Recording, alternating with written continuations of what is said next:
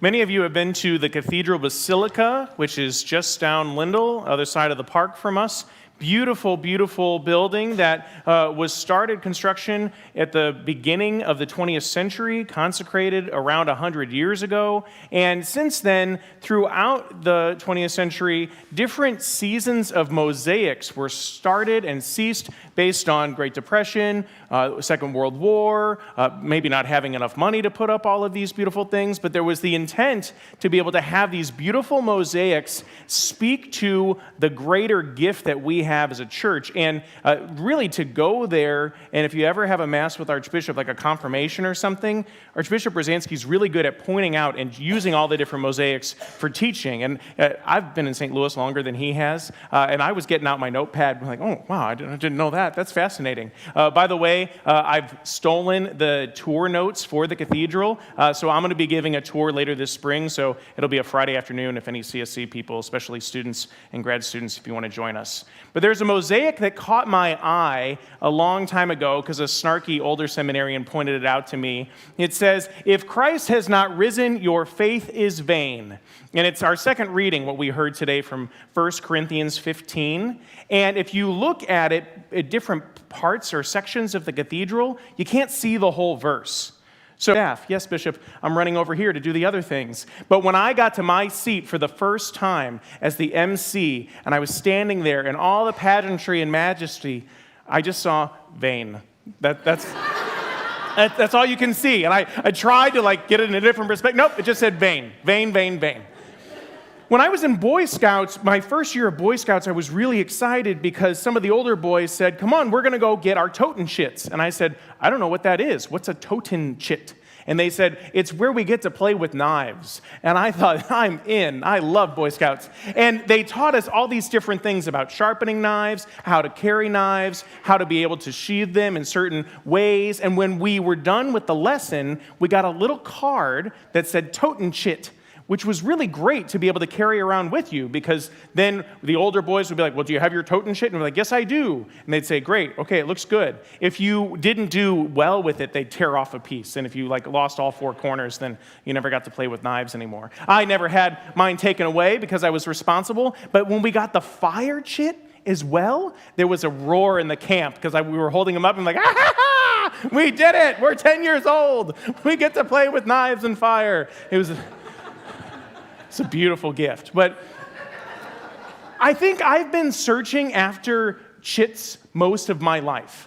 I've been searching after that next little thing that I get to say, ha-ha, I go to this high school, yes. Ha-ha, I play on this sports team. Ha-ha, I have this letter. I didn't get a varsity letter, I got a JV one, but that's besides the point. I was still very excited because I was starting to amass these things. I got this grade, I got this girlfriend, not currently, I got this car, I got this job in high school. They gave me a whistle and I got to yell at other people. It was fantastic. There were just all of these things that I started to amass. I got accepted to seminary. I was on my way to becoming Pope. Yes. It's just so... 2056, I'll be 70, okay? So, but knowing in this way that there's all these different things that I was amassing, but then all of a sudden, it didn't mean anything anymore. And then I just tried harder and harder and harder, but it was never enough. And then I finally thought, well, maybe, I'll get this many Facebook friends, because Facebook came out when I was starting college. And yeah, that's another story for another time. But it was just so excited, because my worth is in how many people like my post. Or maybe when I finally get ordained, that'll be enough. But all of these things are elusive. They slip between our fingers. And I thought, well, maybe when I become the chaplain at the CSC, then finally, and sorry to just say this, but no, it's never going to be enough, because these things, they're not rooted in God.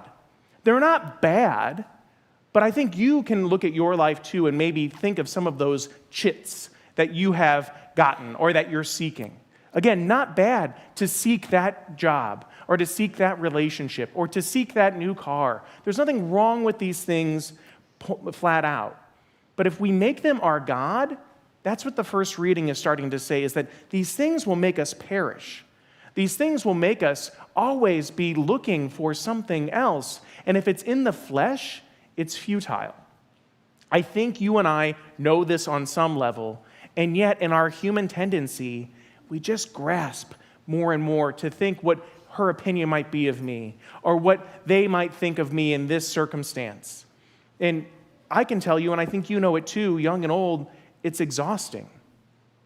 If Christ has not risen, your faith is vain. How do those, maybe like those words line up with maybe those chits that we're seeking? I think they line up because, and the church is trying to suggest this to us, that we need to allow the Lord to be risen. We know that he is. We hear on Easter Sunday that he died and that he rose and that he appeared to his disciples. But have we allowed him to appear to us? Have we allowed Jesus to be risen in our lives?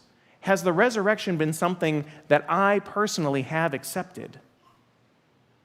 Maybe, but maybe not entirely. That's why Jesus is there on the plain, and he's giving Luke's version of the Sermon of the Mount. Only it's in a plane. And he's trying to say with these Beatitudes, he's saying, blessed are you if you're poor. Well, what does that mean? It's meaning that I'm going to be the one as I rise and as you rise with me to satisfy your heart. Blessed are you when you're hungry. Well, I don't really want to be hungry, but if I'm hungry for Jesus and I allow him to satisfy, then that'll be okay. Then I'll be sated. I'll be really quenched in my satisfaction and my longing in heaven. And I can live life, and I can do all of these things. I can have riches. I can be successful. I can have great rejoicing, but I don't let those things define me. I don't want the vanity of the world to be the thing that is satisfying me, because I know it's a lie and it never will. I want Jesus to be the one to do that. I want Jesus to be the one to take care of me. And I think that's why you're at church today, because there's a part of you in your heart that is still hungry, that is still longing.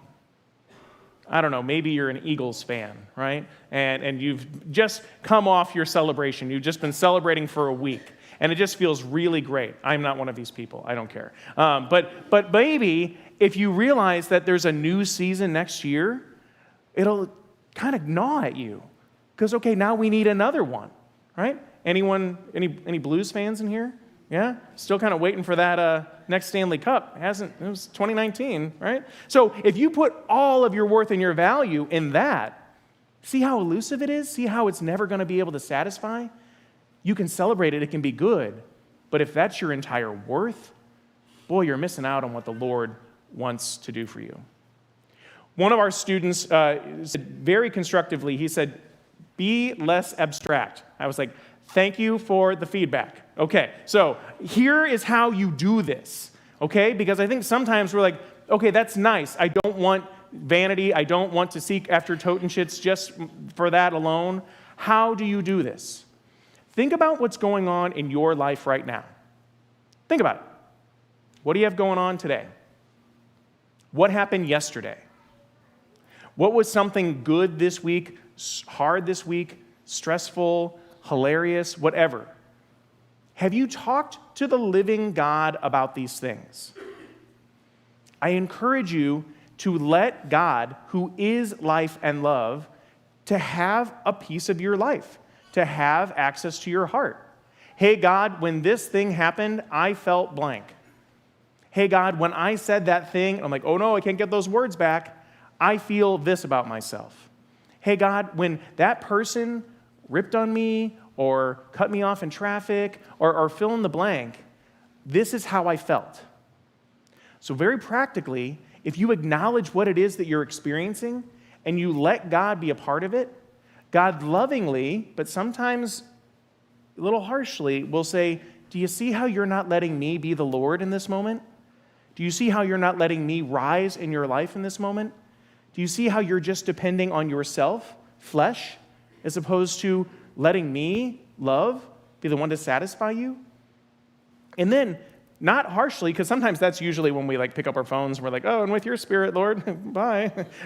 Instead, if you stay in the tension and you recognize that God has not come to condemn but to save you, then in your prayer, and this takes discipline and it takes time every day, then you too can work out how it is that you're going to move forward in faith. you know what? The next time they say that thing to me, I'm not going to take the bait. I'm just going to make a joke out of it and walk away. Or the next time this person crosses a boundary in my life, I'm going to speak to them and I'm going to say, look, you can't just tread all over me. I'm sorry. There's going to be consequences the next time you do that. Or you can say something like, Lord, can I just rest with you because I don't really understand what's happening in my life? And Jesus will say, thank you. That's all I've been looking for. Just time with you. Time to be in communion with you. And to love you exactly as you are, and to help you grow more and more into the person that I long for you to be with me. Because then, as the Totenships pass in and out of our life, they don't matter as much, because your worth isn't in them. Do you notice that one of that last lines of the first reading from Jeremiah, those who trust in the Lord are like the plants that are planted alongside the water. And they will never, even in the desert, they will never dry up. Let Jesus be the one next to whom you're planted. The stream of living water that comes from the cross, wherever it is, over there, to be able to see it flow from the side, right? That he willingly is pierced because he doesn't want you to go through it alone. That he wants to be the one to satisfy. So I think just very practically, are you giving Jesus time and space to be able to point out these things in your life? I'd say maybe that's your next step, and then you maybe look less and less at the vanities of the world.